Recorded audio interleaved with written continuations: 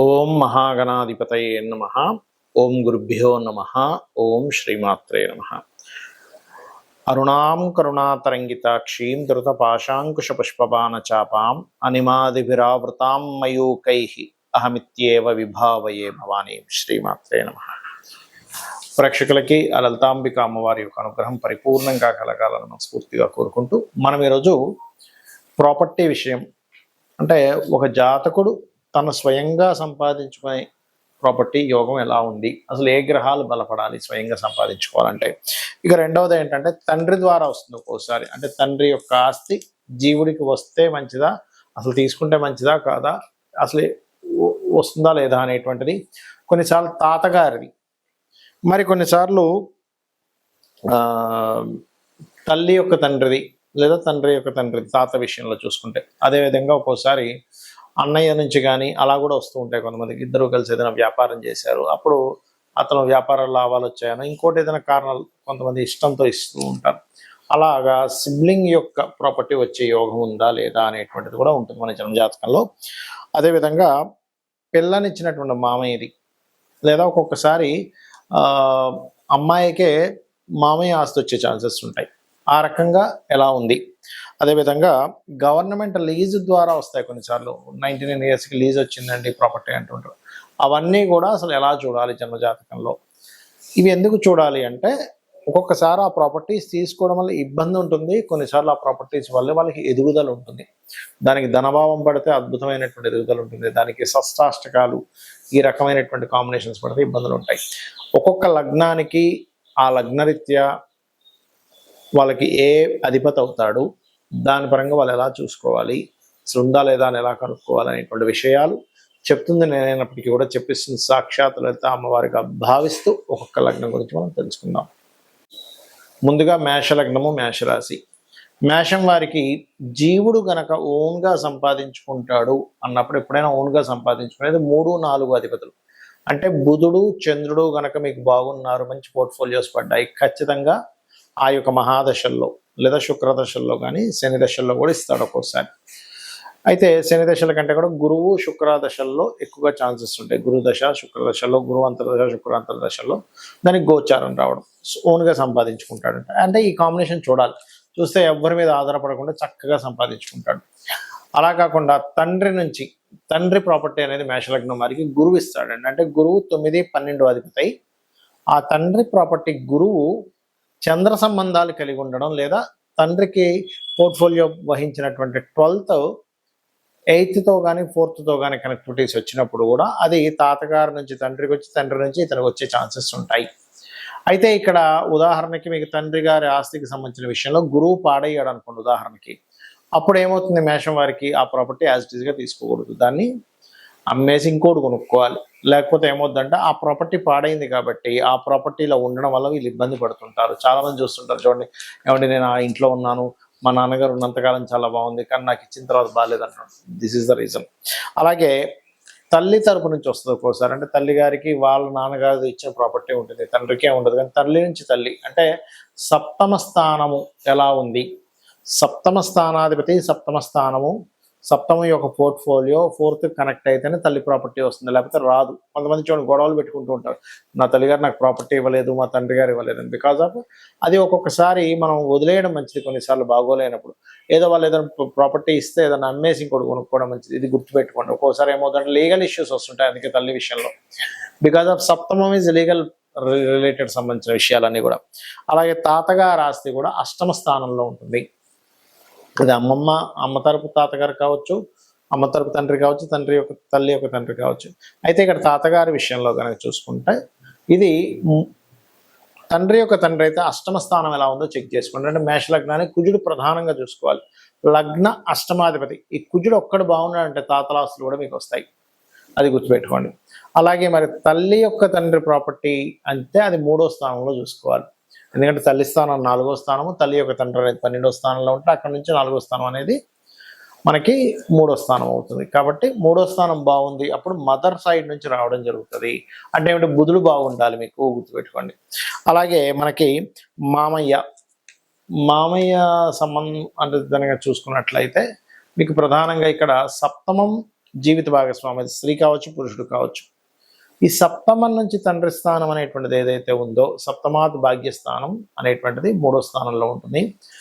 6వ స్థానం అనేటువంటిది 3వ స్థానానికి చతుర్థ భావం అవుతుంది. కాబట్టి ఏంటి, మేషం వారికి బుధుడు బాగున్నాడా, మామయ్య నుంచి కూడా వస్తుంది. అది అమ్మాయి కావచ్చు, అబ్బాయి కావచ్చు, గుర్తుపెట్టు. మేనమామ కావచ్చు, పిల్లనిచ్చిన తల్లి కావచ్చు, తండ్రి కావచ్చు, పిల్లనిచ్చినటువంటి వారి నుంచి వచ్చేది. ముఖ్యంగా పిల్లనిచ్చినటువంటి లేదా అబ్బాయిని చేసుకున్న అమ్మాయి ఒక అమ్మాయి, ఆ తండ్రి యొక్క ప్రాపర్టీ వీళ్ళకు చెందుతుందా లేదా. ఒక్కోసారి కొన్ని సందర్భాల్లో ఏమవుతుందంటే, సడన్గా కొన్ని సంఘటనలు, కొన్ని కారణాల వల్ల విడిపోవడము, గతించడము జరిగినప్పుడు ఆ అమ్మాయి ఎక్స్పెక్ట్ చేస్తుంది, అయ్యో పిల్లలకి తండ్రి యొక్క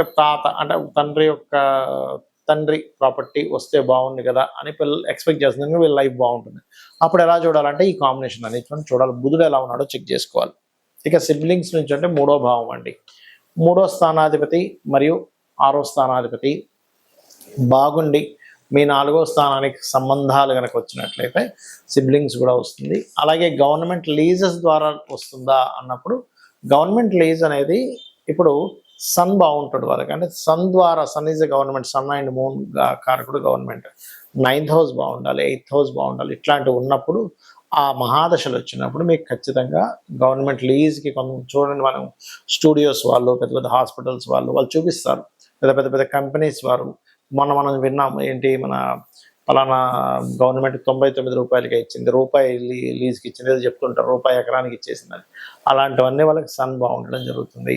అయితే ఇక్కడ మీకు మేషం వారు ప్రధానంగా మీకు ప్రాపర్టీ పరమైనటువంటిది బాగా ఉండాలి, బాగా కలిసి రావాలంటే, ఇబ్బందుల్లో ఉన్నట్లయితే చంద్ర, కుజ, గురు గ్రహాల దగ్గర దీపారాధన చేయండి, అన్ని విధాలు బాగుంటుంది. ఈ ప్రాపర్టీ విషయంలో సొంతంగా కొనుక్కోవడం ఒక ఎత్తు, మీ బంధువర్గం నుంచి రావడం అంటే తాత, తండ్రి, మామయ్య, అన్నదమ్ములు, గవర్నమెంట్ నుంచి రావడం ఒక ఎత్తు. అయితే ఎప్పుడు కొనుక్కోవాలి, ఇది చాలా ముఖ్యమైనటువంటి విషయం. ఎప్పుడైనా ఏదైనా ప్రాపర్టీ కొనుక్కోవాలన్నప్పుడు ఎప్పుడు కొనుక్కోవాలి అంటే, మీ జన్మజాతకంలో సొంతంగా కొనుక్కునేటప్పుడు 4వ స్థానం గుర్తుపెట్టుకోండి. 4వ స్థానము లేదా కుజుడు, భూములు కొనుక్కోవాలన్నప్పుడు కుజుడు దగ్గర కానీ బుధుడు దగ్గర కానీ గుడ్ ట్రాన్సిట్ ఉండాలి. చాలామంది ఏమంటే మేము కొనుక్కున్నామండి కానీ చాలా ఇబ్బందులు పడ్డామంటారు. ఎందుకు కారణం ఏంటంటే 4వ స్థానానికి ఎక్కడా సరైన కనెక్టివిటీ లేదు. ఇది కేవలం మీరు కొనుక్కోవడానికి. మరి మీ తండ్రి నుంచి వస్తుంది. 12వ స్థానానికి సరైన గోచారం లేదా మహాదశలు బాగుండాలి. లేదా తాతగారు ఆస్తి తీసుకుంటున్నారు, అప్పుడు ఏమిటి, 8వ స్థానం బాగుండాలి. ఆ టైంలో మీరు కొనుక్కునేటప్పుడు గోచారం బాగుండాలి. చాలామంది తాతగారు ఆస్తి తీసుకున్నామండి, అమ్మేశామండి అంటారు. తండ్రి గారు ఆస్తి ఇచ్చారు కానీ అమ్మేశామంటారు. కారణం ఏమిటి అంటే, ఆ యొక్క ప్రాపర్టీని ఇచ్చేటువంటి గ్రహాల యొక్క స్థితి గతులు సరిగ్గా లేవు అనేటువంటిది మనం అర్థం చేసుకోవాలి. ఇక అప్పుడు గోచారం బాగుంది, ఖచ్చితంగా తీసుకోవచ్చు. అయితే ఇందులో మీకు గనక తాతగారు ఆస్తి కానీ తండ్రి గారు ఆస్తికి కానీ వచ్చిన తర్వాత ఇబ్బందులు ఉన్నాయన్నప్పుడు ఖచ్చితంగా మీరు ఆ ప్రాపర్టీని యాజ్ ఇట్ ఈస్గా అమ్మేసి ఇంకో ప్రాపర్టీ కొనుక్కోండి. యాజ్ ఇట్ ఈస్గా వాళ్ళు సంపాదించినటువంటి ఆ ప్రాపర్టీ ప్లేస్లో యాజ్ ఇట్ ఈస్గా మీరు ఉండకూడదు. లేదా రెంట్కి ఇచ్చేసి, ఇప్పట్లో అమ్మలేమన్నప్పుడు దాన్ని రెంట్కి ఇచ్చేసి ఇంకో దగ్గర ఉండడం అయినా మంచిది. ఇక అదేవిధంగా బాగోపోతే అమ్మేయాలని చెప్పాను. మరొక విషయం ఏంటంటే, ఇక్కడ మరి ఎప్పుడు కొనకూడదు అంటే, కేతు సంబంధం లేదా పాపగ్రహం కనుక, ఇంతకుముందు నేను చెప్పినటువంటి భావములు అంటే ఏ కాంబినేషన్స్ వల్ల ఎవరి నుంచి ప్రాపర్టీ వస్తుంది లేదా సొంతంగా కొనుక్కుంటారని చెప్పని, అక్కడ కనుక పాపగ్రహ సంబంధాలు ఉన్నా, ముఖ్యంగా కేతు సంబంధం కనుక వస్తే ఆ టైంలో మీరు కొనడం కానీ, ఇంకా ఎందుకంటే ఆ టైంలో అమ్మే టైం నడుస్తుంటుంది మీకు. కొంతమంది ఈ ప్రాపర్టీ అమ్ముదాం అనుకుంటారు, కేతు సంబంధం వచ్చినప్పుడు ఖచ్చితంగా అమ్మేస్తారు. కేతుతో పాటు గురు సంబంధం కూడా వస్తే మంచి రేటుకి అమ్ముతారు. ఇట్లా ఉంటుందన్నమాట. అలాగే సిమ్టమ్స్ ఏమిటి, మీరు అనిపించవచ్చు ఏమంటే నాకు ఈ ప్రాపర్టీ పనికి వస్తుందని నాకు ఎట్లా అర్థం అవ్వాలి. ఎలా అంటే, ఇప్పుడు మనం ఒక ప్రాపర్టీ కొనేటప్పుడు కూడా మనకు తెలుస్తుందండి. ఆ ప్రాపర్టీ దగ్గర కొనడానికి వెళ్ళినప్పుడు ఏవో మనకు తెలియకుండా కొన్ని నెగటివ్, అంటే ఏదో గొడవ జరగడమను, లేకపోతే అక్కడికి వెళ్ళేటప్పుడు సంథింగ్ మన లైఫ్లో జరిగేటువంటి అనీజీనెస్లు కొన్ని జరుగుతూ ఉంటాయి. కారు ఆగిపోవడం, మనం రాంగ్ రూట్లో వెళ్ళిపోవడం, మనం అక్కడికి వెళ్ళాల్సిన ఇంకో దగ్గరికి వెళ్ళిపోవడం, మనం రాంగ్గా చూపించి, లేకపోతే అప్పుడే దాని దుర్వార్తలు వినడం, ఇవన్నీ కూడా మీరు కొనేటప్పుడు ప్రకృతి మీకు అందించేటువంటి ఒక సిమ్టమ్ అనమాట. అంటే అదొక చెప్తూ ఉంటుంది ప్రకృతి మనకి, ముందుగా సందేశాన్ని ఇస్తూ ఉంటుంది. మనకు సందేహం వస్తుంది ఆ టైంలో. అయితే ఇక్కడ మీరు ఇది మీరు ఓన్గా కొనుక్కునే విషయంలోనే ఈ యొక్క ఇది తెలుస్తూ ఉంటుంది. లేదా ఆ పలానా తాతగారో, మామయ్యో, అమ్మమ్మో, నానమ్మో, సిబ్లింగ్స్ సంబంధించిన ఇంట్లోకి వెళ్ళినప్పటి నుంచి మీకు బాగోలేదు అంటే మీరు అర్థం చేసుకోవాల్సింది ఇక్కడ 2 విషయాలు చూసుకోవాలి. ఒకటి, మీకు మహాదశ, అంతర్దశలు ఏమైనా ఇబ్బందినిచ్చేటువంటిది ఉందా? అది ముందుగా చెక్ చేసుకోవాలి మీరు. ఇక రెండో విషయం ఏంటంటే, ఆ ఇంట్లో వాస్తు దోషం అని ఉండడం వల్ల వచ్చిందా? ఒక్కొక్కసారి మీకు అది కలిసొచ్చే, మీకు తండ్రి వల్లో, తాత వల్లో యోగం ఉన్నప్పటికీ వాస్తు దోషం వల్లో మీకు మహాదశ, అంతర్దశల్లో బాగోకపోవడం వల్ల వస్తుంది. అంతేగాని ప్రతిసారి తండ్రి ప్రాపర్టీ, తాత ప్రాపర్టీ కలిసి రాకపోవడం ఉండదు. అవి చెక్ చేసుకుని అవి కూడా బాగున్నా సరే బాగోలేదంటే మీకు ఎక్కడో ఇబ్బంది ఉందని అర్థం. కొంతమందికి జాతకాలు ఉండవు. జాతకాలు లేనప్పుడు వీలైనంత మటుకు అక్కడికి వెళ్ళినప్పటి నుంచి ఇబ్బంది వస్తుంది అన్నప్పుడు దాన్ని రెంట్కి ఇచ్చి ఇంకో దగ్గరికి వెళ్ళడం మంచిది, లేదా అమ్మేసి ఇంకోటి కొనుక్కోవడం మంచిది. ఇక ప్రాపర్టీ పరంగా ఇలా ఉందండి, మేము ఏం చేయాలి? ఇప్పుడు సొంతంగా ప్రాపర్టీ కొనుక్కోవాలన్నా, లేకపోతే ఎవరైనా సరే ఏదైనా ప్రాపర్టీ పొందాలన్నా ముఖ్యంగా గురు కుజ గ్రహాల దగ్గర దీపారాధన చేస్తూ ఉంటే తొందరగా ప్రాపర్టీ యోగం వస్తుంది ఒకటి. రెండవది, మణిద్వీప వర్ణన ఖచ్చితంగా ప్రాపర్టీ యోగాన్ని, ఏదైనా గృహం కొనుక్కోవాలనే యోగాన్ని కలిగిస్తుంది. సరే, ఇవి ఓకే. ఒక ప్రాపర్టీ కొన్నాము, అది కబ్జాలోకి వెళ్ళిపోయింది, లేకపోతే లిటిగేషన్స్ ఏర్పడ్డాయి, గొడవలు నడుస్తున్నాయి, ధర్మబద్ధంగా మీరున్నారు, అయినా సరే ఆ యొక్క ఆస్తికి సంబంధించింది మీకు ఎంతో పోరాడుతున్నారు, రావట్లేదు. అలాంటప్పుడు వారాహి అమ్మవారి యొక్క అష్టోత్తరము, వరాహస్వామిని పూజించడము, ఇవి చేయాలి. మీకు ఈ రకంగా కనుక మీరు చేసినట్లయితే మీకు ఖచ్చితంగా రావాల్సిన ప్రాపర్టీ రావడము, అదేవిధంగా ప్రాపర్టీలో ఏదైనా ఇబ్బందులు ఉన్నా సరే తొలగిపోవడం అనేటువంటిది జరుగుతుంది. కాకపోతే ఇది ఎన్ని రోజులు చేయాలి అంటే, మీకు ప్రాపర్టీ క్లియర్ అయ్యే వరకు ఈ అష్టోత్తరాలు చదువుకోవడం చేయండి. కొనుక్కోవాలన్నా కూడా, ఏదైనా ప్రాపర్టీ కొనుక్కోవాలన్నా కూడా ఇందాక నేను చెప్పినట్టుగా గురు కుజ గ్రహాల దగ్గర దీపారాధన రెగ్యులర్గా చేయండి. మంగళవారము, గురువారం ఇలా చేసినట్లయితే ఖచ్చితంగా మీకు రావాల్సిన ప్రాపర్టీ వస్తుంది. శ్రీమాత్రే నమః.